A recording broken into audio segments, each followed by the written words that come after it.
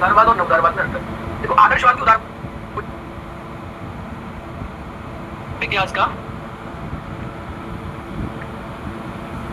Realism,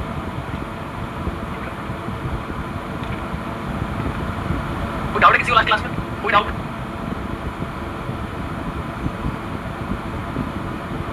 कोई doubt किसी को? कोई डाउट भाई?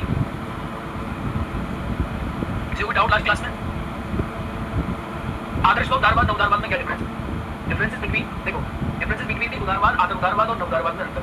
देखो आदर्शवाद की उदारवाद कहते हैं, जो पुराना वाला आदर्शवाद था उसको आप लोग क्या नाम देते हो? उसको आप लोग आदर्शवाद कहते हो, जो पुराना वाला था, ठीक है, तो उसी को वही नाम देते हो। क्लासिकल उदारवाद जो है, लिबरलिज्म जो है, उसी को आप आदर्शवाद कहते हो। जो पुराना वाला आदर्शवाद था, क्योंकि मैंने आपको लास्ट क्लास में जो पढ़ाया था, लास्ट क्लास में नई चीज देखी थी, नई बात देखी थी, नई क्लास में हमने जो बात करी थी कि मैंने आपसे कहा था कि जो उदारवादी थे उनके दो पॉइंट थे। संस्थात्मक उदारवाद के बारे में बात करी थी, मैंने आपसे कहा था कि संस्थात्मक उदारवादी ये कहते हैं कि संस्थाओं के निर्माण कर दो तो आपको अंतरराष्ट्रीय शांति की स्थापना हो जाएगी, लेकिन हमने बताया था कि राष्ट्रों के मध्य संयुक्त वृद्धि होगी, इससे खत्म नहीं होगा। तो नवउदारवादियों का विचार था कि नवउदारवादी ये कहते हैं कि ऐसा नहीं है कि अगर आप संस्था बना दोगे उससे अपने आप खत्म हो जाएगा। तो नवउदारवादियों की जो सोच है और आदर्शवादियों में सोचो उसमें अंतर क्या है, ये पॉइंट था। तो आदर्शवादियों के अनुसार अंतरराष्ट्रीय संस्थाओं के निर्माण से विश्व में स्वाभाविक रूप से शांति आ जाती है। ये कहते हैं कि अगर यूएन बना दोगे तो यूएन रेगुलर क्लास नहीं होती। चलिए महेंद्र प्रजापति को एक बार जरा, महेंद्र प्रजापति कल क्लास नहीं हुई तुम्हारी, तुम रेगुलर क्यों कर? 2 दिन की छुट्टी थी बीच में, उसके बाद छुट्टी थी, बड़ी सर कहाँ गए हुए? क्यों महेंद्र प्रजापति तुम कल क्लास में आए थे? चलो, तो इसमें स्वाभाविक रूप से शांति स्थापित होगी। हमने कल एक बार पूरा पढ़ लिया टॉपिक एक तरीके से। लेकिन जो नवउदारवादी कहते हैं कि भैया ऐसा नहीं है कि यूएनओ के बनने से शांति बन जाएगी। अगर यूएनओ के बनने से शांति स्थापित हो जाती है तो फिर यूक्रेन का लड़ाई क्यों होता रसिया के साथ? तो नवउदारवादियों की अप्रोच अलग है। नवउदारवादी ये कहते हैं ऐसा नहीं है कि किसी भी संस्था के निर्माण से ही शांति आ जाएगी। संस्थाओं के अलावा शांति के लिए बहुत सी चीजों की आवश्यकता होती है। संस्थाओं के माध्यम से आप शांति स्थापित करने में मदद मिल सकती है, कोई प्रक्रिया हो सकती है। गलत तरह हुआ मैं समझ में आती चीज इस वाले में करना होता है, ठीक है? चलो ग्रेट, ड्यूटी में रिकॉर्डिंग देखते हैं, ठीक है? चलो ओके, आओ अब आगे बढ़ते हैं। और आगे बढ़कर देखते हैं आदर्शवाद के विचारों का उद्देश्य विश्व सरकार का निर्माण करना है, क्योंकि नवउदारवादी कहते हैं कि राष्ट्र राज्य के मध्य सहयोग पर ज्यादा बल दिया जाना चाहिए। कोई विश्व सरकार बनी नहीं सकती, कभी यूएनओ ऐसा नहीं हो सकता विश्व सरकार बन जाए। यानी जो पुराने वाले वो कहते हैं कि भैया संस्था बना दो, वो संस्था पूरी दुनिया को देखेगी, और नए वाले कहते हैं ऐसा कभी हो नहीं सकता। तो विश्व में शांतिपूर्ण सहयोगपूर्ण मानते हैं, जबकि नवउदारवादी विश्व को अराजकतावादी मानते हैं। तो दोनों में सबसे बड़ा डिफरेंस ये है कि जो पुराने वाले आदर्शवादी विचारक थे वो कहते हैं दुनिया में अराजकता ही नहीं, और जो नए वाले उदारवादी है, नवउदारवादी है, वो कहते हैं दुनिया में अराजकता है। अराजकता वाला जो पॉइंट था यथार्थवादियों का पॉइंट था। यथार्थवादियों में जब आप पढ़ोगे तो रियलिज्म में कई प्रकार के रियलिज्म है, classical realism, new realism, offensive realism, ठीक है? तो जो यथार्थवादी वो हमेशा ये कहते हैं कि दुनिया में अराजकता है। इस बात को आदर्शवादी नहीं मानते थे, अराजकता नहीं मानते थे। लेकिन जब यूएनओ की स्थापना के बाद लड़ाइयां हुई तो नव उदारवादियों ने इस बात को स्वीकार किया कि दुनिया में अराजकता है, लेकिन संस्थाओं की स्थापना के माध्यम से दुनिया की अराजकता कम की जा सकती है। तो ये डिफरेंस था पुराने वाले उदारवादियों में और नए वाले उदारवादियों में। पुराने वाले मानव स्वभाव को अच्छा मानते, नए वाले भी मानव स्वभाव को अच्छा मानते। पुराने वाले कहते हैं कि संस्थाएं बना दोगे तो अंतरराष्ट्रीय शांति की स्थापना हो जाएगी। नए वाले कहते हैं संस्थाओं के माध्यम से नहीं होगी, संस्थाओं के बाद आपको संस्थाएं सिर्फ मदद कर सकती हैं आपकी। पुराने वाले कहते हैं मानव स्वभाव जो है विश्व सरकार की स्थापना कर दो, नए वाले कहते हैं विश्व सरकार बनी नहीं सकती। पुराने वाले कहते हैं अराजकता है ही नहीं, नए वाले कहते हैं अराजकता है, ठीक है? आगे देखो सामाजिक रचनात्मक सिद्धांत, सोशल कंस्ट्रक्टिव थ्योरी, ये एक नया है, इसको एक बार देख लेंगे, इसमें आपको मजा आएगा पढ़ने में। सामाजिक रचना सिद्धांत क्या है तो एक बार देख लेंगे। इसमें बीच में एक पॉइंट मिस हो रहा है, मैं इसको भी आपको समझा देता हूँ। एक डाउट और है, एक प्रश्न पूछ लेते हैं कभी कभी एग्जाम में, तो इसको भी आप लोग लिख लेंगे। वो है नव यथार्थवादी और नव उदारवादी के बीच में डिफरेंस क्या है। देखो नव उदारवादी आप लोग कभी समझे कि नव उदारवादी कौन होते हैं? जो मैंने आपको बताया तो पुराने वाले उदारवादियों से अलग है। एक आता है नव यथार्थवादी। तो नव यथार्थवादी और नव उदारवादी के बीच में क्या डिफरेंस है, प्रश्न एग्जाम में पूछ लेता है। तो इसको आप लोग बोलते हो न्यू लिबरलिज्म, ये तो आपको पता ही होगा, that is called new liberalism, ठीक है? नव उदारवादी इसको बोलते हो न्यू रियलिज्म, नव यथार्थवादी। क्योंकि कुछ लोगों के मन में डाउट रहता है कि सर पुराने वाले उदारवादी थे, पुराने वाले उदारवादी वादियों के विचार को बहुत अलग थे जो क्लासिकल थे। नव उदारवादियों का जो कांसेप्ट है और यथार्थवादियों का जो कांसेप्ट है, नव यथार्थवादियों का दोनों में क्या डिफरेंस है? इन दोनों की अच्छी बात ये है कि दोनों के दोनों को देखोगे आप तो दोनों के दोनों ये कहते हैं अराजकता है, ये भी अराजकता को स्वीकार करते हैं कि अराजकता दुनिया में है, और ये भी अराजकता को स्वीकार करते हैं कि अराजकता दुनिया में है। और अराजकता क्या होती है इस बात को समझने की कोशिश करना ध्यान से। अराजकता एक ऐसी सिचुएशन होती है जहाँ की पूरी दुनिया के ऊपर कंट्रोल करने की पावर ना हो, इसको बोलते हैं anarchy. State of anarchy with no regulating और controlling power over the world over any country. या किसी भी देश के ऊपर कंट्रोल करने के लिए किसी प्रकार की कोई शक्ति ना हो तो आप उसे कहेंगे क्या है, ये क्या है? अराजकता की स्थिति है, अराजकता की स्थिति है। बात समझ में आ गई? इसको अराजकता की स्थिति कहा जाता है। तो ये अराजकता की स्थिति को मानते हैं, ये अराजकता की स्थिति को मानते हैं, दोनों अराजकता की स्थिति को मानते हैं, लेकिन दोनों के कारण अलग अलग है। भाई नमस्कार, भाई नमस्कार। दोनों के कारण जो है वो अलग अलग है, दोनों के डिफरेंसेस अलग अलग है। ये अराजकता क्यों मानते हैं? नवउदारवादी कहते हैं अराजकता है, लेकिन अराजकता के पीछे कारण क्या है? ह्यूमन नेचर है, ह्यूमन नेचर। और ये कहते हैं कि अराजकता खत्म हो जाएगी अगर आप संस्था की स्थापना कर दोगे, अराजकता समाप्त हो जाएगी। जैसे यूएनओ बना, ऐसी और बॉडीज बना दोगे तो अराजकता समाप्त हो सकती है, क्योंकि मानव स्वभाव जो है उसकी वजह से अराजकता आपको देखने को मिलती है। नव यथार्थवादी क्या कहते हैं?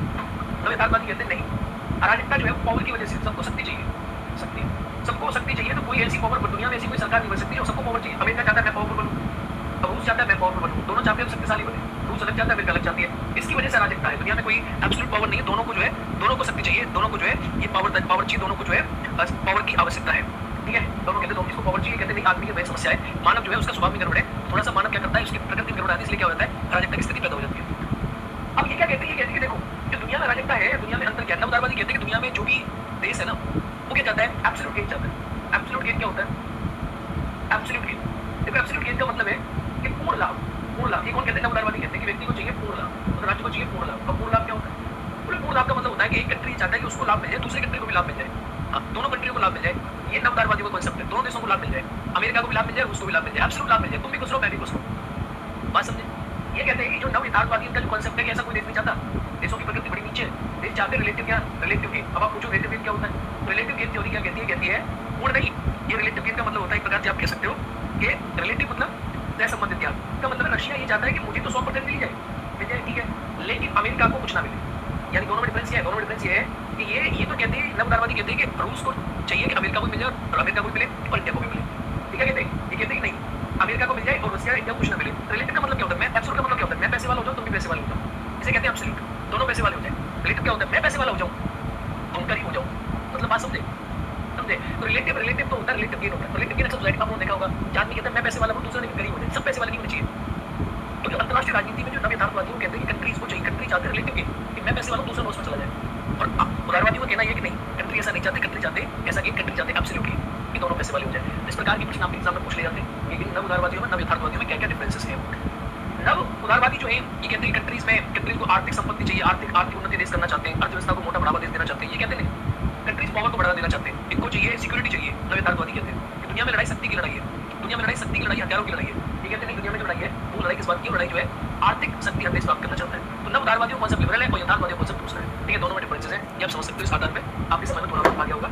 और जो पुराने वाले उदारवादी थे तो नव उदारवादियों की जो सोच है वो नव यथार्थवादियों से नहीं मिलती है, ऐसा लोग गलतफहमी होती है। सिर्फ एक पॉइंट पे दोनों सेम है, अराजकता है, इस पॉइंट पे दोनों सेम है, बाकी दोनों किसी पॉइंट पे सेम नहीं। लेकिन अराजकता क्यों है, इन दोनों में इस बात का अंतर है। ये कहते हैं अराजकता है मानव स्वीकरण है, और ये कहते अराजकता है तो शक्ति नहीं है, कोई ऐसी पावर नहीं है, शक्ति गण मानते हैं, अराजकता है। दोनों में डिफरेंस है। अराजकता को लेकर दोनों ही मानते हैं कि अराजकता को एक समस्या मानते हैं, नवदारवादी समस्या अराजकता, और नव यथार्थवादी अराजकता को समस्या नहीं मानते, कहते बिना अराजकता की दुनिया में कभी रहा ही नहीं जाएगा, अराजकता हमेशा रहेगी। ये नवदारवादी की लड़ाई को संक्रमणकालीन मानते लड़ाइयां होंगी लेकिन संक्रमणकालीन होगी। नव यथार्थवादी की लड़ाई को हमेशा मानते हैं, कहते लड़ाई हमेशा होती रहेगी और लड़ाई हमेशा सस्टेन रहेगी। नव यथार्थवादियों का विचार है। केनेथ वॉल्ट का नाम सुना होगा आप लोगों ने, नव यथार्थवादी थिंकर, आगे के बारे में और पढ़ेंगे, ठीक है। चलिए अब आगे देख लेते हैं। आगे देखोगे तो सामाजिक रचनात्मक सिद्धांत है, सोशल कंस्ट्रक्टिव थ्योरी, बहुत इंपॉर्टेंट थ्योरी है, इसके बारे में एक बार देखेंगे। रचनावाद, देखो रचनावाद एक नया सिद्धांत है। सोशल कंस्ट्रक्टिव थ्योरी जो है सामाजिक रचनावाद अलेक्जेंडर वेंट का है, एक नया विचार है सोशल रचनावाद। शुरुआत इसकी आप यहाँ उल्टा करोगे, इसके मुख्य प्रतिपादक अलेक्जेंडर वेंट है। ये जो व्यक्ति का फोटो देख रहे हो आप, मुस्कुराता हुआ आदमी जो देख रहे हो, ये आदमी इसका प्रतिपादक है। ये खूबसूरत सा स्मार्ट था, यंग है, स्मार्ट है, ये व्यक्ति इसका प्रतिपादक है। और इसने जो है इस बात को जो है 1992 में इसका जर्नल आया था, 1992 में 1982 में अलेक्जेंडर वेंट का। इसके बाद 1999 में इसकी किताब आई थी, दो चीजें इसने लिखी है। 1992 इसके जर्नल का नाम था anarchy is what state makes it, और फिर इसकी किताब आई social theory of international politics. तो ये एक बार इसमें लिखेंगे कि रचनावाद के, सामाजिक रचनावाद के जनक अलेक्जेंडर वेंट है, ये आपको लिखना होगा। तो यहाँ देखो अब समझते हैं इसको। अंतरराष्ट्रीय संबंधों के सिद्धांत के रूप में रचनावाद बर्लिन की दीवार और पूर्वी यूरोप में साम्यवाद के पतन के बाद उभर कर सामने आया। यानी अगर आप देखोगे तो सेकंड वर्ल्ड वॉर से पहले ये विचार सामने आया, क्योंकि 1992 में इसने किताब लिखी थी, मतलब सेकंड वर्ल्ड वॉर के बाद ये विचार सामने आया। सेकंड वर्ल्ड वॉर के बाद आप देखोगे तो ये विचार जो है सामने आया। बर्लिन की दीवार गिर गई थी second world war. Michael Barnett ने इसका वर्णन किया, फिर आप छोड़ दो क्योंकि पूछताछ से ये रचनावाद के जनक होते। अंतरराष्ट्रीय राजनीति में प्रेरित विचार को सामूहिक मूल्यों, संस्कृतियों, सामाजिक पहचान द्वारा निर्मित होती है। देखो पहले तो आप इसको थोड़ा सीधे डिजाइन कर लो, कुछ चीजों को लिख लो, किसने क्या क्या लिखा है। सबसे पहले आप लिखो रचनावाद के जनक, रचनावाद के जनक अलेक्जेंडर वेंट है। मैं आपको समझा दूं रचनावाद क्या होता है, बड़े आराम से समझो। इसी किताब, इसका नाम है anarchy is what state makes of it. ये 1992 में anarchy what state makes it the social construction of power politics, 1992 में इसके नाम से जनरल पब्लिश हुआ था। ये पूछा जाता है एग्जाम में कभी कभी। और 1999 में इसने अपनी किताब लिखी थी, इस किताब का नाम भी पूछ लेते हैं। इसकी बुक का नाम है social theory of international politics. इसकी किताब का नाम लिख लेंगे एक बार, social theory of international politics, ठीक है, ये इसकी किताब का नाम है।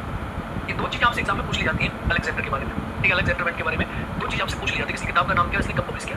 अब सामाजिक रचनावाद होता क्या है, देखो बड़ी तरह समझने की कोशिश करना। रचनावाद क्या है, सामाजिक रचनावाद की सबसे इंपॉर्टेंट चीज देखो, ये भी क्या कहता है, ये भी स्वीकार करता है दुनिया में अराजकता है। सबसे पहली बात सोचो क्या करता है, रचनावाद की बात करता है, ये कहता है दुनिया में अराजकता है, दुनिया में अराजकता है। ये यथार्थवादी भी मानते अराजकता है और न उदारवादी मानते दुनिया में अराजकता है, सामाजिक रचनावादी भी मानते दुनिया में अराजकता है। इनका साफ साफ कहना है दुनिया में अराजकता है, लेकिन दुनिया में जो अराजकता है उस अराजकता के पीछे कारण क्या है, इन तीनों के अलग डेफिनेशन है। यथार्थवादी कहते हैं उसके पीछे कारण है पावर नहीं है ऐसी कोई, उदारवादी कहते हैं कोई संस्था नहीं है। अब जो समाज जो सामाजिक रचनावादी है इनका कुछ और ही कारण है। सामाजिक रचनावादी जो कहते हैं कि दुनिया में अराजकता क्यों है और लड़ाइयाँ क्यों होती है, तो इनकी सोच बहुत अलग है। इनका कहना है कि दुनिया में कोई सुपीरियर बॉडी नहीं है, लोगों ने कहा ठीक है, दुनिया में कोई सेंट्रल पावर नहीं है, लोगों ने कहा ठीक है। अब इनका कहना यह है कि जो स्टेट होती है ना, स्टेट जो होती है, इन आपस में जो लड़ाइयाँ होती हैं अराजकता की वजह से नहीं होती या पावर की वजह से नहीं होती, शक्ति की वजह से नहीं होती। यथार्थवादी कहते हैं शक्ति की वजह से होती है। भाई अब अगर बात मुझे बताओ, नॉर्थ कोरिया के पास परमाणु बम है, अमेरिका के पास परमाणु बम है, लेकिन नॉर्थ कोरिया को बुरा बताते हैं क्योंकि उसके विचार खराब है, उसके आइडियाज खराब है, उसके अजम्पशंस खराब है, उसको लेकर लोगों में डर की भावना है। अमेरिका के पास परमाणु बम है लेकिन अमेरिका खराब नहीं बताते। तो ये कहते हैं कि जिन देशों के बारे में जो व्यवहार है, स्टेट के व्यवहार जो है उसमें जो है बेसिकली उनका अजम्पशन कैसा निकाला जा रहा है, उनका मीनिंग कैसा निकाला जा रहा है, उनका आइडिया कैसा निकाला जा रहा है, इसकी वजह से लड़ाई होती है। यानी लड़ाई शक्ति की वजह से नहीं होती। कोई कंट्री पावरफुल है, कोई कंट्री गरीब है, किसी कंट्री में हथियार है, किसी कंट्री में नहीं है। ये मानते हैं यथार्थवादी कहते हैं कि लड़ाई इसलिए होती है पावरफुल एकदम पावरफुल है, लड़ाई हो रही है। सामाजिक रचनावादी कहते नहीं, लड़ाइयों का कारण ये नहीं है, लड़ाइयों का कारण है कि आपकी उस कंट्री के बारे में आइडियाज खराब है, उस कंट्री के बारे में अजम्पशन खराब है, उस कंट्री के बारे में मीनिंग खराब है। इसीलिए जो है अराजकतावादी जो पॉइंट निकलता है, इसलिए लड़ाइयाँ दुनिया में होती है। अब समझना इसको, इसका मीनिंग क्या है, एक तो ध्यान समझना इसको क्या मीनिंग है, थोड़ा टिपिकल थॉट है। अंतरराष्ट्रीय संबंधों में सिद्धांत के रूप में रचनावाद पढ़ी, ठीक है, तो मैंने पढ़ाई दिया आप लोगों को। अंतरराष्ट्रीय राजनीतिक प्रेरित विचारों, सामूहिक मूल्यों, संस्कृति और सामाजिक पहचान द्वारा निर्मित होती है। समझना मेरी बात क्या कह रहा है, अंतरराष्ट्रीय राजनीति विचारों, सामूहिक मूल्यों, संस्कृति और सामाजिक पहचान द्वारा निर्मित होती है। इनका एक ही पॉइंट ऑफ पावर तो शक्ति से नहीं होती। देखो इसको समझो। अब इसमें आप क्या देखोगे, अमेरिका की बात करें, अमेरिका कंट्री है, एक कंट्री है नॉर्थ कोरिया। अब दोनों कंट्री के पास पावर है, दोनों कंट्री के पास एटॉमिक मिसाइल है, लेकिन दोनों कंट्रियों में सामूहिक मूल्य अलग अलग है, संस्कृति अलग अलग है और सामाजिक पहचान अलग है। इसीलिए नॉर्थ कोरिया कौन है, विलन है, और अमेरिका कौन है, अमेरिका एक हीरो है, एक एक्टर है। बस समझ में कि नहीं है, ये इनका पॉइंट है, इनका पॉइंट ही रचनावादी होगा। तब समझो, अंतरराष्ट्रीय वास्तविकता सामाजिक रूप से ज्ञानात्मक भौतिक संरचनाओं के द्वारा निर्मित होती है। यानी ये कहते हैं कि अंतरराष्ट्रीय राजनीति जो होती है ये ज्ञानात्मक और भौतिक संरचनाओं निर्मित होती है। किसी कंट्री के बारे में, किसी देश के बारे में लोग क्या सोचते हैं, क्या उसकी छवि है, इसको लेकर अंतर संबंधों की स्थापना होती है। वैज्ञानिक विधि और अंतरराष्ट्रीय शांति के उत्पाद में सिद्धांतों की भूमिका को ध्यान रखें। बस ये इंपॉर्टेंट चीज है, सिद्धांतों को मानता है, ठीक है, करता है सिद्धांतों को ध्यान रखता है, सिद्धांत इंपॉर्टेंट है।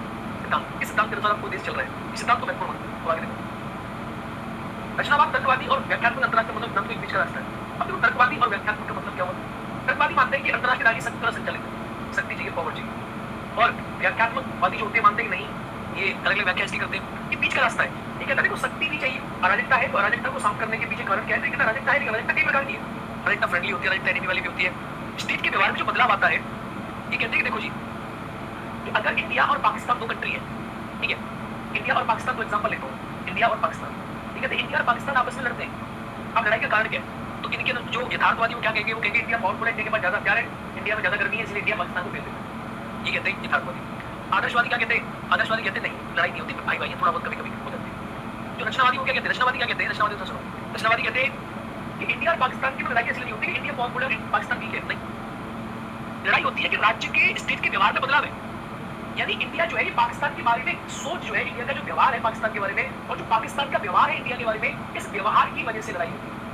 क्या है बेटा, व्यवहार, मेन चीज क्या है, व्यवहार। तो कहता है कि राज्य जो है ये अराजकता जो बनी हुई है, लड़ाइयां जो हो रही है व्यवहार की वजह से हो रही है। अगर सामाजिक रचनावाद आएगा, व्यवहार ठीक हो जाएगा और इंडिया पाकिस्तान के बारे में अच्छा सोचेगा तो लड़ाइयां नहीं होंगी। व्यवहार, क्योंकि पाकिस्तान की छवि खराब है, इसीलिए पाकिस्तान से इंडिया लड़ना चाहता है। आपको समझ में आया कि नहीं आया? देखो आदमी कितना मुस्कुरा रहा है, बताइए, कितना मुस्कुरा रहा है, एकदम लाइव, एकदम जीवंत लग रहा है, और हम इसके बारे में पढ़ने लग रहे हैं। राज्य और सरकार मानव निर्मित संस्था है। रचनावादी मानते हैं कि देखो राज्य का निर्माण और सरकार का निर्माण मानव ने किया है, तो मानव का व्यवहार ही सब कुछ है। राज्यों के भी संघर्षपूर्ण संबंधों का कूटनीतिपूर्ण संबंधों में बदलाव किया सकता है। भाई जो संघर्ष है उनको आप शांतिपूर्ण संघर्ष में बदलाव कर सकते हैं। कोई बाहर वस्तुगत या सामाजिक यथार्थ नहीं होता, ठीक है। ये मानते हैं कोई एक्सटर्नल पावर नहीं होती, सिर्फ राज्य के व्यवहार में बदलाव होना चाहिए। सामाजिक और राजनीतिक विषय भौतिक नहीं है, बल्कि मानवीय चेतनाओं का विषय है। और मानवीय चेतना क्या है, इनका बहुत इंपॉर्टेंट पॉइंट है। मानवीय चेतना क्या है, मानव का व्यवहार।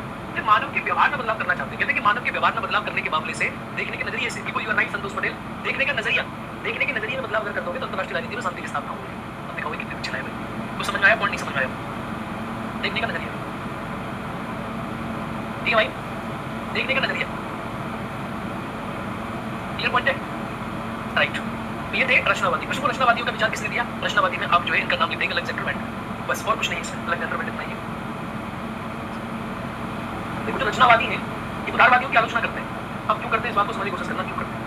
उदारवादी वस्तु के आदान प्रदान व आर्थिक विकास को द्वारा शांति की स्थापना करते हैं। उदारवादी क्या कहते हैं? व्यापार को बढ़ाओ। उदारवादी क्या कहते हैं? उदारवादी कहते हैं इंटरडिपेंडेंसी। इंडिया पाकिस्तान के बीच में लड़ाई है तो क्या करना चाहिए? इंडिया पाकिस्तान को व्यापार करे, भारत पाकिस्तान व्यापार करेगा, जब व्यापार होगा तो अपनी लड़ाई खत्म हो जाएगी। उदारवादी तो विचार क्या? उदारवादी क्या कहते हैं? सामान बदलो, बीवी बच्चे बदलो, मतलब शादियां करो, शादियां, ठीक है, लोगों का आदान प्रदान करो, सामान का आदान प्रदान करो, मतलब समझ जाओ। उदारवादियों का विचार। उदारवादी क्या कहते हैं? आपस में लगो, आपस में सामान आदान प्रदान करो, आपस में बातचीत करो, पराराष्ट्रीय संबंधों की स्थापना, मतलब कई प्रकार के संबंधों की स्थापना करो, सामाजिक, व्यवहारिक, व्यक्तियों का मेलभाव, आपस में मिलना, आर्थिक संबंध शांत हो जाएंगे। ये उदारवादी इस बात को कहते हैं। जहाँ व्यापार वाणिज्य बढ़ने से विकास के रूप में शांति की बात करते हैं, कौन करते हैं? सब उदारवादी। ठीक है, मानव विचारों का भौतिक तत्वों से नई विचारों से ही बदला जा सकता है। अब ये कौन कहते हैं? रचनावादी कहते हैं। रचनावादी क्या कहते हैं? कि मानव विचारों को जो आप कोशिश कर रहे हो कि अगर मैं पाकिस्तान के बारे में खराब सोचता हूँ, अगर हम ये सोचते हैं कि नॉर्थ कोरिया महाउल्लू का पट्टा गड़ा देश है, तो नॉर्थ कोरिया में सब सामान भिजवा दे, नॉर्थ कोरिया के लोग, इंडिया वालों मैगी खाओ। अब आपने देखा इंडिया चाइना है, तो अगर चाइना के बारे में गलत सोचने लगता है, लगता है कि चाइना की मैगी में जहर है, चाइना के पटाखों में बम है, हमें हर चीज खराब लगती है, तो क्या है? तो रचनावादी कहते हैं कि भैया ऐसा है कि मानव की जो व्यवहार है, मानव की जो विचार है, भौतिक तत्वों से परिवर्तन नहीं कर सकते आप। और भौतिक तत्व क्या है? व्यापार। ये व्यापार सोच कैसे बदल दो किसी की? उदारवादी कैसे बदल जाती है? कैसे? अभी बात समझना मेरी बात। हमारे परिवार की परिवार लड़ाई है, बचपन से हम छोटे तब से लड़ाई है। अब उनके यहाँ हमारे यहाँ अनेक प्रकार के आदान प्रदान होते हैं। अब शुरू हुई आदान प्रदान, लोगों का आपस में जो है आदान प्रदान होता है। आदान प्रदान का मतलब लोग अगर दूसरे घर जाते हैं तो चीजों का आदान प्रदान होता है। लेकिन आज भी मतलब मैं बता रहा हूँ कि मेरी सोच ऐसी है कि उनके घर से कोई सामान है और सामान को मैं नहीं खा पाता, अभी क्यों नहीं खा पाता? क्योंकि मेरी मानसिकता खराब है उनके प्रति। तो मेरे जो मानव व्यवहार है, मेरा उसको बदलाव नहीं हुआ। रचनावादी कहते हैं ये गलत चीज है, उस व्यवहार को बदलो, और जब वो व्यवहार बदल जाएगा तो लड़ाई नहीं। व्यवहार मेन चीज है। हाँ, सोच बदलो देश बदलेगा। यही पॉइंट है, समझ में आया? रचनावादी विचार। विश्व संघर्ष में किसी राज्य संगठन के बीच नहीं होता, बल्कि संघर्ष संवाद के अभाव के कारण होता है। विश्व में संघर्ष किसी राज्य संगठन के बीच नहीं होता। ये रचनावादी कहते हैं कि दुनिया में लड़ाइयां जो है ना, इसलिए नहीं होती कि भैया कि इंडिया पाकिस्तान लड़ रहे हैं, लड़ाइयां संवाद के कारण होती है। संवाद का अभाव है, हम बात नहीं करना चाहते, व्यवहार नहीं बदलना चाहते, लड़ाइयां होती है। संघर्ष विचारों की बुद्धि में मानतल के कारण होता है। अब संघर्ष क्यों होता है? विचारों और बुद्धि में मतांतर के कारण होता है। ये क्यों? कि हमारे और उनकी मत अलग लगी, लड़ाइयां हो रही है, सोच अलग लगे। भाई सोच का अंतर है। हमने कहा ना आपसे, हम और पाकिस्तान क्यों लड़ रहे हैं? क्योंकि हम कहते हैं पाकिस्तान मतलब जाने दुश्मन, ठीक है? अब जाए दुश्मनी है तो पाकिस्तान चले जाओ, पाकिस्तान की गोरी से चीज लड़की तुमसे गई, माशाल्लाह तो बड़े खूबसूरत, तुम सोचो इतना क्या? ठीक है, अंदर में ख्याल आएगा मनी मन में। तो क्या है? संघर्ष जो होते हैं बुद्धि का मतांतर में अंतर है। आप इसलिए लड़ते हो। और यही आप चले जाओ रूस, और रूस में जाके कोई लड़की आपसे कहे माय गॉड तो हॉट, तुम कहोगे आओ चलो चलो इंडिया, तो रूसिया वाले अच्छा सोचते हैं, और सोचो कि वाली बच्ची है, ऐसा है ना, हम उनके अच्छा सोचते हैं, इसलिए ऐसा है। कोई तुमसे नेपाल में गए, कोई पाकिस्तान में गए, तो नहीं ना, बिल्कुल नहीं। क्योंकि अंतर है, सोच का अंतर है, सोच का अंतर है। रचनावादी इसी बात को कहते हैं बस। अगर तुम इसको समझ के रचनावाद समझ के आएगी रचनावाद। वर्तमान में संरचनावादी और रचनावादी सिद्धांत का अत्यधिक महत्व है। वर्तमान में संरचनावादी सिद्धांत का अत्यधिक महत्व है, ठीक है? मैं सिद्धांत का मतलब फिलॉसफी, आप इस फिलॉसफी से जो है किस देश के साथ रह रहे हैं, इसका बड़ा अंतर है। मुझे लगता है आपकी समझ में आ गया है, मुझे लगता है कि समझ में गया, वो समझ में आ गया। इतना ही सब पॉइंट है, कोई बड़ा पॉइंट नहीं है। अलेक्जेंडर बेंटिक की रचना 1992 में मैंने आपको पढ़ाई थी, तो अलेक्जेंडर बेंटिक का नाम है, इसने लिखी थी, रचनावाद का जनक है। इसका नाम याद रखना, इंद्र पागल रचना, सामान्य रचना, ठीक है? कि वैज्ञानिक वस्तुनिष्ठ संभव नहीं है, वैज्ञानिकता से आप बात नहीं कर सकते कि नहीं इस कंट्री को ये मिला, कि मानव विचार की बात है, कि मानव के विचार से ही दुनिया बदली जाएगी, बिना विचार की दुनिया नहीं बदली जाएगी। मानव की सोच को बदलने की आवश्यकता है, ठीक है? चलो गॉट इट। अब आता है अगला मार्क्सवाद। तो मुझे लगता है कि अभी आपके दिमाग के थोड़े व्यूज इधर-उधर हो गए होंगे, क्योंकि आप अभी नारी रचनावाद समझ गए, ठीक है? रचनावाद आपने समझा, फिर मार्क्सवाद समझेंगे, फिर समझेंगे नारीवाद। मार्क्सवाद की क्या सोचा, फिर नारीवाद की क्या सोचा। तो रचनावाद आपकी समझ में आ गया। तो एक बार देखते थे मार्क्सवाद क्या है, मार्क्सवाद और ये चलो पॉलिस्टिंग वगैरह आ रहा है, चलो बहुत बढ़िया। एक बार इस मार्क्सवाद को समझ आपने नारीवाद को समझ, क्योंकि नारीवाद भी एक अच्छा विचार है। अगर नारीवाद को समझ लोगे तो नारीवाद समझने के बाद आपकी समझ में बहुत सारी चीजें आ जाएंगी। मार्क्सवाद से पहले नारीवाद के बारे में बात कर लेते हैं। नारीवाद की सोच क्या है, एक बार जब नारीवाद को समझ,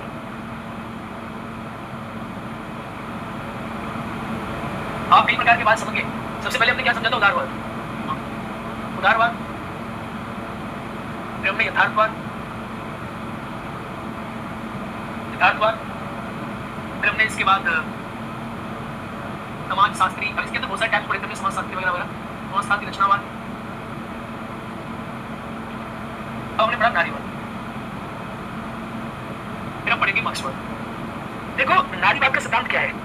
अगर नारीवाद के सिद्धांत की बात करें हम, नारीवाद का सिद्धांत जो है 1980 के दशक में नारीवाद का सिद्धांत है। देखो उदारवाद के भी दो प्रकार पढ़े हमने, एक क्लासिकल और एक न्यू। तो न्यू वाला, इसके भी दो पढ़े हमने, इसके तो ये तो कई 4 प्रकार के यथार्थवाद है, 4 प्रकार के यथार्थवाद है, क्लासिकल, फिर न्यू है, नव यथार्थवाद है। 4 प्रकार के यथार्थवाद को आप लोग पढ़ते हो। एक क्लासिकल यथार्थवाद है, एक नव यथार्थवाद है, एक ऑफेंसिव यथार्थवाद है, ऑफेंसिव यथार्थवाद। ये जब पढ़ोगे ना आगे चल के मार्केट वगैरह को तब बताऊंगा। और इसके बाद एक और है न्यू क्लासिक यथार्थवाद, न्यू क्लासिकल रियलिज्म। कोई डिफरेंस नहीं है खास। यथार्थवाद है पुराना वाला, इसमें अंतर सिर्फ एक ही है, ये कहते हैं कि जो है अराजकता मानव के कारण है, ये अराजकता मानते हैं मानव के कारण है, मानव हरामी है, ये अराजकता का प्रोविजन है। ये मानते हैं अराजकता जो है वो मानव के कारण नहीं है, कोई संस्था नहीं है, संस्था के कारण अराजकता है। ये मानते हैं शक्ति का कारण अराजकता है, और ये नीचे वाले मानते हैं कि नहीं, अराजकता का कारण एक है कि मानव और संस्था दोनों का अभाव है, इसलिए अराजकता का पॉइंट है। अराजकता है इनके अनुसार, और ये भी अराजकता को मानते हैं, अराजकता है दुनिया में। नव यथार्थवादी, यथार्थवादी मानते हैं, नव उदारवादी मानते हैं अराजकता है, यथार्थवादी मानते हैं अराजकता है। समाज शास्त्र रचनावाद अभी आपको मैंने बताया, ये भी मानते हैं अराजकता है, अराजकता है। अराजकता क्यों है और कैसे ठीक होगी, इस बारे में तीनों के विचार अलग अलग है, ठीक है। नारीवाद का जो विचार है 1980 के बाद नारीवाद आया है, फेमिनिज्म। ये नारीवाद का आया है 1980 के बाद एक कॉन्सेप्ट आया, और ये भी मानते हैं दुनिया में अराजकता है, इनका भी कारण है दुनिया में अराजकता है। अब सुनो मेरी बात, कभी भी नारीवादियों को पढ़े ना, एनार्की है दुनिया में, नारीवादी भी मानते हैं, कभी भी इनको पढ़े ना, एनार्की मतलब क्या होता है, स्टेट ऑफ कंफ्यूजन, मतलब लोगों में लड़ाई हो रही है, दिक्कत हो रही है, सारी समस्या हो रही है।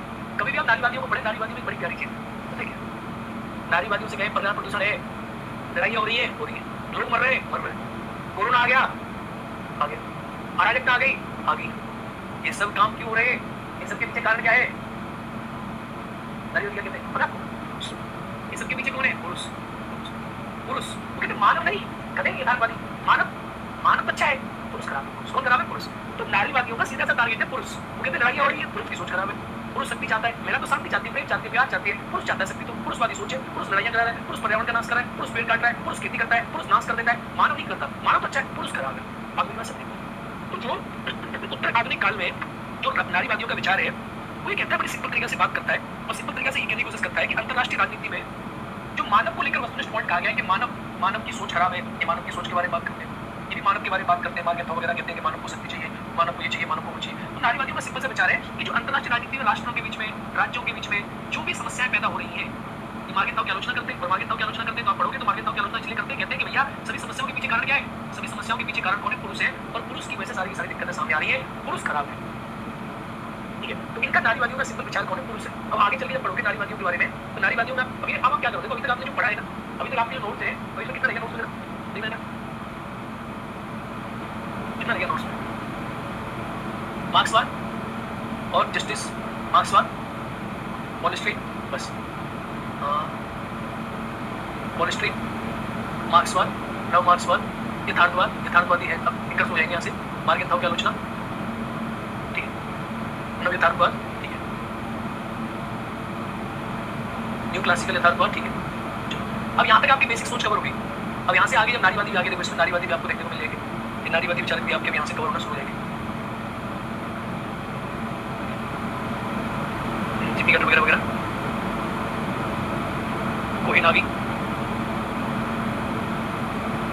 ठीक है। नारीवाद का विचार अगर आप पढ़ोगे तो यहाँ से नारीवाद का विचार आपको देखने को मिल जाएगा। फिर नारीवाद की मैं बात करूँ तो यहाँ से आप नारीवाद के विचार को पाओगे, ये है नारीवाद का विचार, ये देखो ये यहाँ से नारीवाद का थोड़ा आप यहाँ पर देखोगे, ये नारीवाद का विचार है, तो ये क्या विचार, ये देखो नारीवादी राष्ट्रीय अंतरराष्ट्रीय नारीवाद का विचार क्या है, इसको एक बार लिखोगे आप, तो नारीवाद दृष्टिकोण को सैद्धांतिक दृष्टिकोण की व्यापक श्रेणी में सामूहिकृत किया जाता है, ठीक है। इसको परिवर्तनवाद के रूप में जाना जाता है। परिवर्तनवाद कई IR नारीवादियों के तरीके के अनुसार स्वाभाविक रूप से प्रकृति में मर्दाना है। ये कहते हैं कि मर्दाना जो है, मर्दाना मतलब मर्द जो है ना, मर्द का मतलब कौन है, पुरुष है। कहते हैं मर्द जो है ना, मर्द यानी पुरुष जो है, ये क्या करता है, सारी समस्याओं की जड़ है। महिला जो होती है वो अच्छी होती है, महिलाओं को अच्छा मानते हैं। कैरल कोहेन ने link sex and death in the international world of defence intellectual science में इस बात को उजागर किया है कि दुनिया में जो लड़ाइयां होती है उनके पीछे कौन होता है, पुरुष होता है, महिला कभी लड़ाइयां नहीं कराती है। अंतर्राष्ट्रीय मुद्दों में राजनीति में लैंगिक मुद्दों पर नारीवादियों की चेतना का उपयोग करने का उल्लेख करते हैं। ये कहते हैं कि अगर आप पूरे लैंगिक मुद्दों की बात करोगे, नारियों को अगर लीड करने दोगे तो अंतर्राष्ट्रीय राजनीति में लड़ाइयां नहीं होगी। एनएलओ के अनुसार IR में महिलाओं के अनुभवों और कार्यों को विचारों का विश्लेषण की कमी है। अगर महिलाओं को सामने लाया जाएगा तो महिला इंटरनेशनल रिलेशंस में लड़ाइयां कभी भी नहीं होने देगी, क्योंकि महिला हमेशा शांति के साथ स्थापना करती है, महिला शांति के प्रतीक होती है। अगर महिलाओं को सामने लाओगे तो लड़ाइयां नहीं होंगी। ऐसे नारीवादियों के विचार है। जिसमें कैरल कोहेन, अभी हम आगे जब पढ़ेंगे तो नारीवादी यथार्थवादियों की आलोचना करते हैं। आप जब नारीवादियों को पढ़ोगे तो यहाँ पर 1980 के दशक में नारीवाद का विचार प्रभाव में देखा गया है। जब विश्लेषण का आधार लैंगिक संबंध था। लैंगिक संबंध मतलब कि लैंगिक रिलेशंस की वजह से जो है दुनिया में समस्याएं पैदा हो रही है। अंतर्राष्ट्रीय राजनीति में वैकल्पिक सिद्धांत के रूप में देखा जाता है, ठीक है। तो वैकल्पिक का मतलब क्योंकि विकल्प है, इससे शांति बन सकती है। आलोचना देखो, जेन थिंकनर के द्वारा मार्गेंताव के 6 सिद्धांतों की आलोचना करेंगे। मार्गेंताव कौन है? यथार्थवादी है। और मार्गेंताव यथार्थवाद की नारीवादी का करते आलोचना करते हैं। क्या कहते हैं? मार्गेंताव के अनुसार राजनीति में स्वायत्त करने के दृष्टिकोण पर सत्तात्मक सत्ता का समर्थन किया है। ये नारीवादी कहते हैं कि जो मार्गेंताव कहता है कि अंतर्राष्ट्रीय राजनीति में युद्ध होगा, शक्ति संतुलन चाहिए, ये चाहिए, वो चाहिए, तो ये कहते हैं कि भैया ऐसा है, सत्तात्मक सत्ता की बुराई है। कभी महिलाएं नहीं चाहती कि लड़ाइयां हो, ये सब पुरुषवादी सोच है। नैन्सी ने मार्गेंताव के शक्ति विचार को पुरुष शक्ति के रूप में चित्रित किया। मार्गेंताव के सभी विचारों को स्वीकार करती है, कहती है कि पुरुषवादी सोच है, मार्गेंताव पुरुष है, और एक पुरुषवादी सोच है कि पुरुष जो है उसके अकॉर्डिंग इसने आईआर को डिफाइन कर दिया है। ऐसा बिल्कुल भी है नहीं, ये यथार्थवाद को बिल्कुल नहीं मानती, यदि पुरुषवादी सोच है, ठीक है। देखो अब देखना आगे चीजें इनकी। इनके अनुसार नारीवादी शक्ति को प्रभुत्व के रूप में नहीं मानते। इनके अनुसार नारीवाद शक्ति को प्रभुत्व के रूप में नहीं मानते कि शक्ति जो है ये सब कुछ नहीं है। शक्ति को संपूर्ण चीज नहीं मानते। महिला शक्ति अन्योन्य विनिमय से आधारित होती है। अंतरराष्ट्रीय राजनीतिक विश्लेषण लैंगिक संदर्भ में करने पर बल दिया गया। नारीवादियों ने यथार्थवादी की आलोचना की है। लैंगिक संबंधों का मतलब होता है वो सिंपली कहते हैं कि महिलाओं को आप सेंटर में रखो और महिलाओं को सेंटर में रखिए। आप देखोगे तो दुनिया में जितनी भी लड़ाई हुई है, अगर फर्स्ट वर्ल्ड वॉर हुआ उसके पीछे पुरुष था, सेकंड वर्ल्ड वॉर हुआ उसके पीछे पुरुष था। महिलाएं तो युद्ध के बाद महिलाओं के तो समस्याओं को महिलाएं झेलती हैं। युद्ध जो होते हैं उसे कराने के पीछे पुरुष रहते हैं, पुरुष युद्ध कराने के पीछे रहते हैं, महिलाएं समस्याओं को झेलती हैं। तो पुरुष जो है वो मेन समस्याओं की जड़ है, ऐसा नारीवादी मानते हैं। महिलाएं कभी लड़ाई नहीं कराती, लड़ाई कराने के पीछे जो होते हैं पुरुष रहते हैं, पुरुषों के कारण लड़ाइयां होती है, महिलाएं तो वो शांति के साथ रहती है। ठीक है, ये इनका पॉइंट है। तो अभी और देखो, आगे थोड़ा सा इसमें कुछ और पॉइंट है। नारीवादियों के अनुसार शक्ति राजनीति मूलतः प्रसक्तात्मक है। पावर पॉलिटिक्स जो आप सुनते हो, पावर पॉलिटिक्स हो रही है, ये प्रसक्तात्मक है, महिलाओं के लिए नहीं होती। महिला नहीं करती है, पुरुष करते हैं। पुरुषों की शक्ति संघर्ष में संलग्न दिखाया गया है। पुरुष ही शक्ति संतुलन चाहते हैं, बैलेंस ऑफ पावर। महिलाओं को सत्ता पैदा करने वाले यंत्र के रूप में वर्णित किया गया है। महिलाएं कोई काम नहीं करती, बच्चे पैदा करती है, इसीलिए लड़ाइयां होती है। महिलाओं को अंतरराष्ट्रीय राजनीति की बात करवाए, लड़ाइयां नहीं होगी। अतः महिलाओं की भूमिका को समाज में द्वितीय माना गया है, ये नारीवादी कहते हैं। और नारीवादी इसलिए कहते हैं कि पुरुष जो है ऐसे खड़े हो जाते हैं, कठपुतली की लड़कियों को हैंडल करते हैं, इसीलिए दुनिया में लड़ाइयां हो रही है। अगर दुनिया में महिलाएं राष्ट्रपति होगी, अगर दुनिया में महिलाएं प्रधानमंत्री होगी, लड़ाइयां कम होगी। मानवीय स्वभाव आक्रामक और शक्ति प्राप्त करने वाला नहीं होता, बल्कि मूलतः पुरुषों का स्वभाव है। सुनो मेरी वजह से, महिला क्या कहती है कि जो यथार्थवादी कहते हैं कि मानव का स्वभाव ऐसा है, मानव का स्वभाव ऐसा है। महिला कहती है देखो भैया, ये मानव मत कहो, तुम मानव क्यों कह रहे हो? मानव में तो पुरुष भी आते हैं और महिला भी आती है। नारीवादी कहते हैं कि भैया ऐसा है, कभी महिलाओं का स्वभाव नहीं होता खराब, पुरुषों का स्वभाव खराब होता है। मानव स्वभाव में पुरुषों का जो स्वभाव है वो खराब होता है। तो आप हमेशा मानव स्वभाव को कहा करो, आप बात क्या करो पुरुषों के बारे में, महिलाओं के बारे में बात क्या करो। मुख्य नारीवादियों के अनुसार अंतरराष्ट्रीय राजनीति के युद्ध का मूल कारण शासन सत्ता स्थापित पुरुषों का नियंत्रण है। मुख्य नारीवादी क्या कहते हैं कि जो अंतरराष्ट्रीय राजनीति में लड़ाइयां हो रही है, इन लड़ाइयों के पीछे मेन कारण क्या है कि पुरुष सत्तात्मक समूह है, राजनीति है। पुरुष जो है यूएनओ का है, पुरुष यहाँ पुरुष वहाँ, पुरुषों को हटाओ, महिलाओं को बिठाओ, लड़ाइयां नहीं हो। ये नारीवादियों की सोच है। मुझे लगता है समझ में आ गया होगा आपको। अंतरराष्ट्रीय राजनीति महिलाओं का सत्तात्मक नियंत्रण हो गया तो पूरे विश्व में शांति हो जाएगी। ये मेन पॉइंट है, फोकस।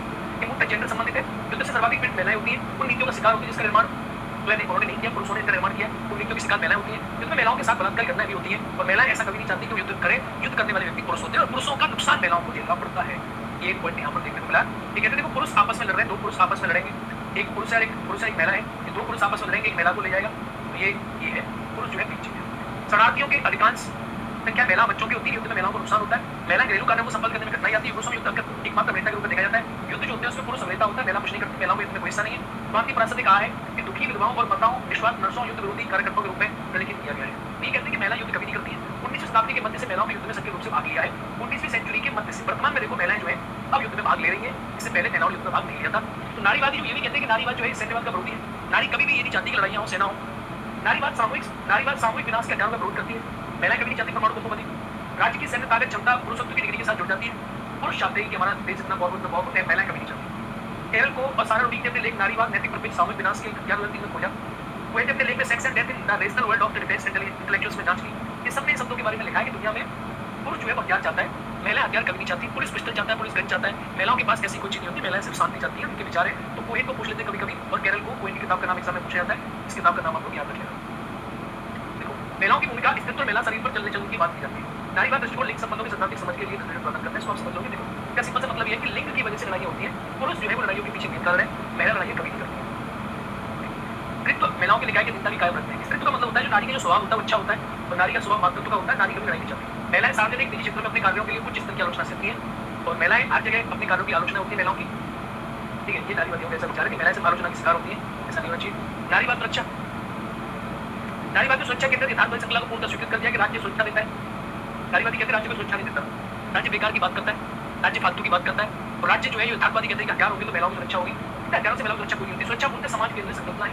यार कभी भी जो यथार्थवादी कहते हैं कि राज्य के पास हथियार होंगे, शक्ति होगी तो सुरक्षा होगी, कहते समाज की संकल्पना है। तुम्हारे समाज में नहीं है। महिलाओं के लिए सुरक्षा नहीं है तो समाज के अंदर हथियारों से कुछ नहीं बनेगा। राष्ट्र राज्य द्वारा हथियारों का भंडार कितने सत्तात्मक व्यवस्था भी होता है। जो आप अभी आप मोदी 26 तारीख को जो 26 जनवरी को मोदी साहब जो भारत में हथियारों का प्रदर्शन करेंगे तो नारीवादी कहते हैं सब सत्तात्मक प्रदर्शन है। ऐसा नहीं होता कि जो मोदी साहब हथियारों को लेकर होंगे नारीवादी कहेंगे बेकार है सब, इनसे हमें सुरक्षा नहीं मिलती। सुरक्षा मिलती है सिर्फ ये मोदी ये दिखाना चाहते हैं कि देखो कितना दम है हमारी कंट्री के अंदर। वित्त सत्तात्मक सोच है, पेट्रियार्कल थिंकिंग है। तो हथियारों से कोई फायदा नहीं मिलता। सुरक्षा के लिए इनका सीधा सा विचार है कि सुरक्षा नारियों को मिलती है, समाज हथियारों से मिलती है। ठीक है, मुझे लगता है आपकी समझ में आ रही है, नहीं आ रही है? आ रही नहीं आ रही है? महिलाओं को स्वास्थ्य चाहिए, शिक्षा चाहिए, ऐसी चीजें चाहिए, शिक्षा स्वास्थ्य इनकी सुरक्षा चाहिए। महिलाओं को हथियारों की आवश्यकता नहीं। ऐसा नारीवादियों का मानना। उनका नारीवाद अलग है, इसको अलग से देखेंगे। उदाहरण नारीवाद समझ में आया, कुछ नहीं आया?